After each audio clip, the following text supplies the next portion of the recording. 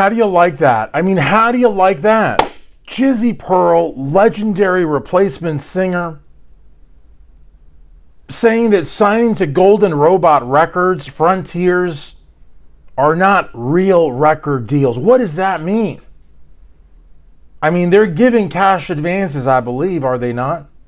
Paying for studio time, paying to get records embossed, putting together street teams and promoting bands. I mean, Jizzy has performed with some of the biggest club acts of the 1990s and 2000s, playing to crowds in excess of 300 people. I mean, this is a major rock and roller, a major star.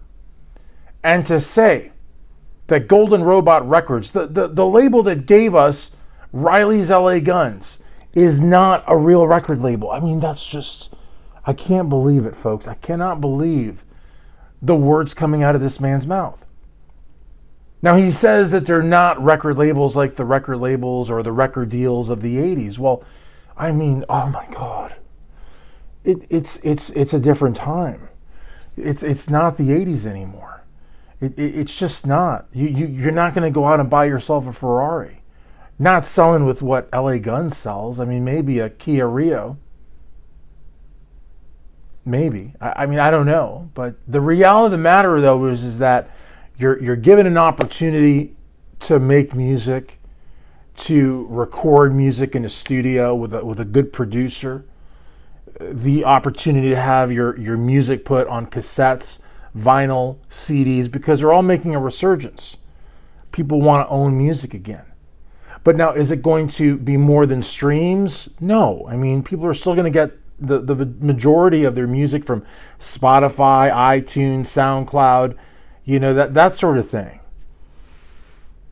I'm just at a loss for words. I can't believe that Jiz-Zay Pearl would spit in the face of record labels that are still giving the music that we love from the 80s and the early 90s, the time of day.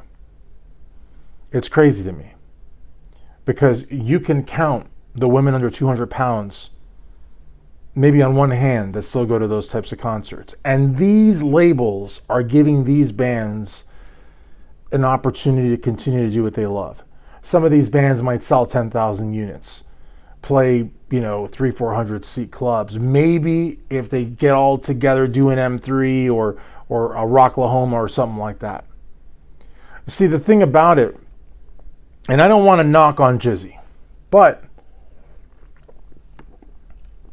Jizzy kind of opened the door to this. I'm trying to keep things serious and in good taste.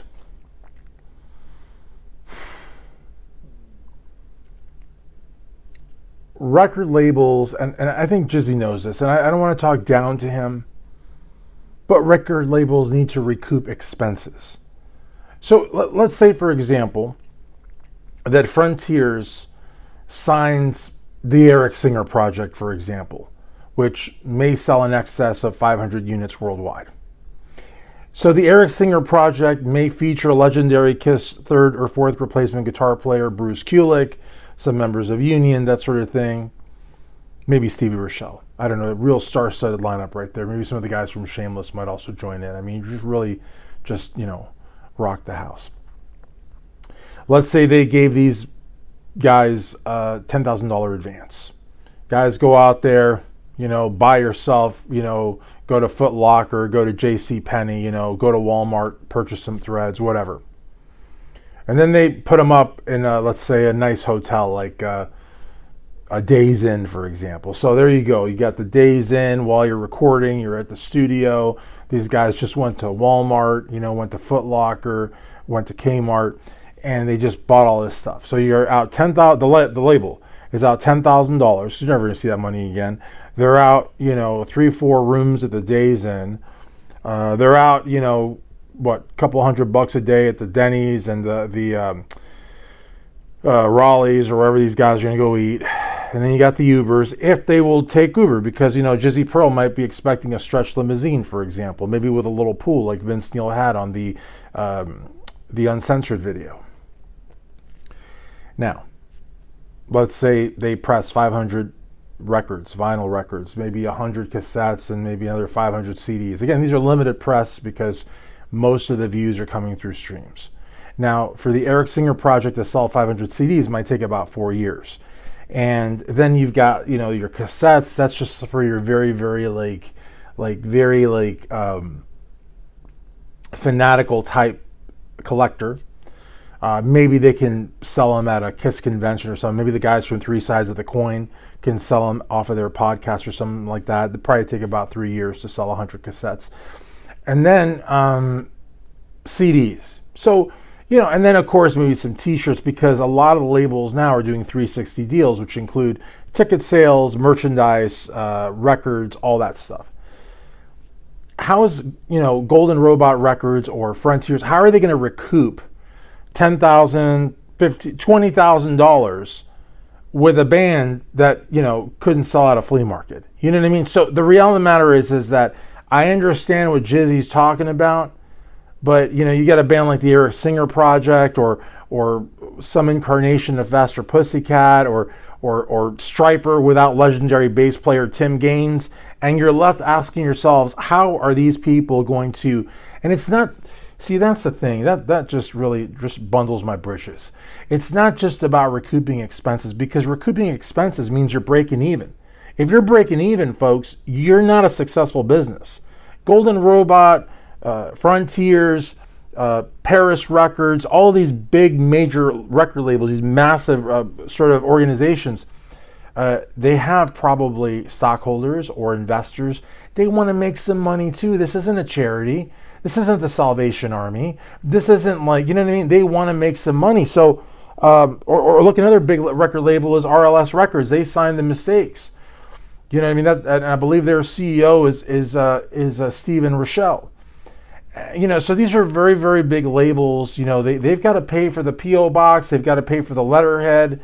They've got a lot of things to pay for. So the reality of the matter is they need to make a profit.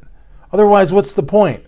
Spend $20,000, get $20,000 if they're lucky. How are they going to make a living? How are they going to afford to pay for their efficiencies or to pay the car note on their compact vehicles? How are they going to do that? How are they supposed to do that?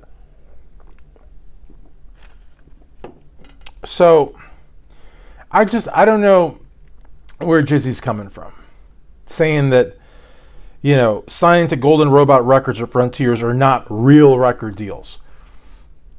To me, a real record deal affords you the ability to be in a studio, affords you the ability to have a street team, affords you the ability to do what you love and make a little bit of money. But I guess Jizzy wants to, make more money.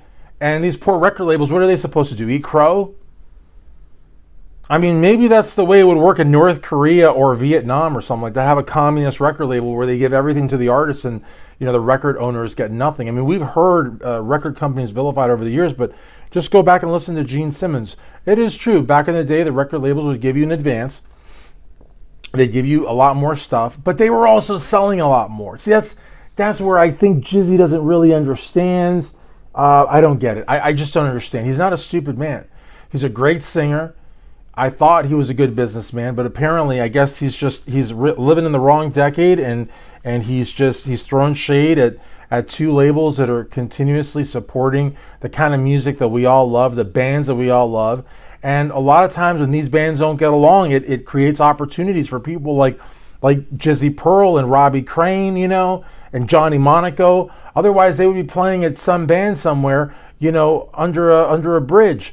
But because of the fact that 80s and early 90s bands cannot get along, it creates an opportunity for people like Jiz-Zay Pearl and Robbie Crane and people like that. You know what I mean? So I don't understand where Jizzy's coming from, but maybe you do. Maybe you can make some sense out of this, because I can't.